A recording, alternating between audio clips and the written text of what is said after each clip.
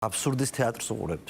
რატომ? რომლის რას ნიშნავს აბსურდის თეატრს უყურებთ? აბსურდის თეატრს უყურებთ, იმიტომ რომ აღმოჩნდა რომ დღეს გავიგეთ რომ ბატონი ღარიბაშვილი უდანაშაულოა.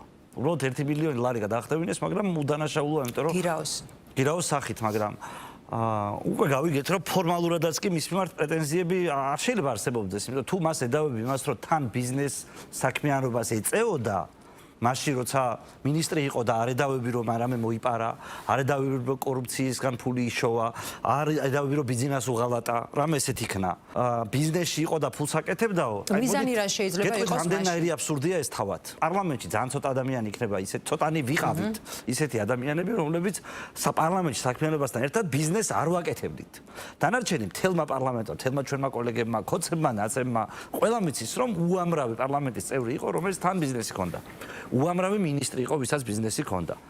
ბატონი ბიძინა ივანიშვილი იყო პარლამენტის წევრიც, იყო პრემიერ-მინისტრიც და პოლიტიკოსიც და ახლაც პოლიტიკაშია, მაგრამ მე მგონი არავის არ გვეპარება ეჭვი, რომ თან ბიზნესშიც არის ბიძინა ივანიშვილი. და ბოლოს და ბოლოს ღარიბაშვილი წავიდა პრემიერ-მინისტრობიდან ერთხელ. დაიწყო თქვათ რაღაც ბიზნესები. დააბრუნეს უკან. ეს ბიზნესები რომ მამამისს გადააბარა პირობითად და იქიდან ფულს შოულობდა. ამის გარდა დასაჭერი შეიძლება ღარიბაშვილს არ ქონდეს არაფერი? ანუ მე უბრალოდ ნაცვლად იმისა რომ ოპოზიციური არხები ამას არ ყვევდნენ. აი რატო ხდება ეს აბსურდი? რისთვის დაჭირდა ბიძინა ივანიშვილს ღარიბაშვილის თავზე წამორტყმა ასე?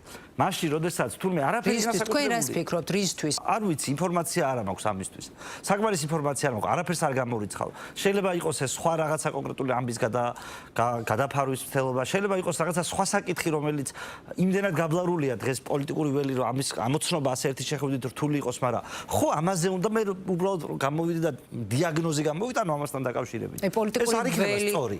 შეიძლება ოპოზიციაში უპირებს გადაგდებას და მომავალში გახარიასავით ოპოზიციონერად მოგვევლინოს ბატონი ღარიბაშვილი. მილიონი ვერსია შეიძლება არსებობდეს.